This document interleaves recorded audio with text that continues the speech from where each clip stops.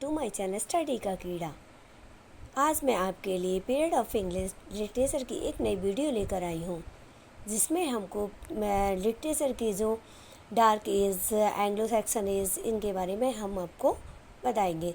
First है dark age. तो dark age का जो हमारा टाइम पीरियड था वो 450 था। ओल्ड इंग्लिश पीरियड और एंग्लो सैक्सन पीरियड भी कहते हैं इसको, जो था 450 से लेकर 1066। इसके बाद आता है मिडिल इंग्लिश पीरियड, जिसको मिडिल इंग्लिश पीरियड को हम एंग्लो नॉर्मन पीरियड भी कहते हैं, जो कि 1066 से लेकर 1500 तक आया था। The renaissance and early modern इसको कहते हैं 1500 से लेकर 1660 तक। एलिजाबेथ एज, जिनको 1558 से लेकर 1603 तक इसका टाइम पीरियड रहा था। जैकोबिन एज का जो टाइम पीरियड था 1603 से लेकर 1625 था।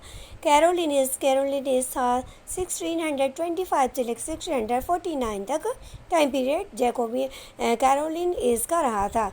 इसके बाद कॉमनवेल्थ पीरियड, जिसका टाइम पीरियड था 1649 से लेकर 1660 तक। द न्यू क्लासिकल पीरियड, इसका टाइम पीरियड था 1660 से लेकर 1798 तक। द रेस्टोरेशन पीरियड, जिसका टाइम पीरियड था 1660 से लेकर 1700 तक।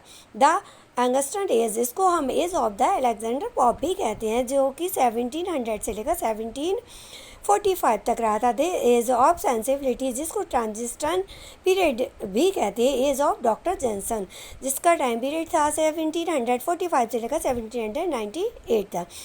फिर आता है द रोमांटिक पीरियड, जिसमें 1798 से लेकर 1837 तक जिसका टाइम पीरियड रहा था। लास्ट में आता है the Victorian period. The Victorian period का जो टाइम पीरियड था वो 1837 से लेकर 1901 तक रहा था। Thanks for watching and like and subscribe.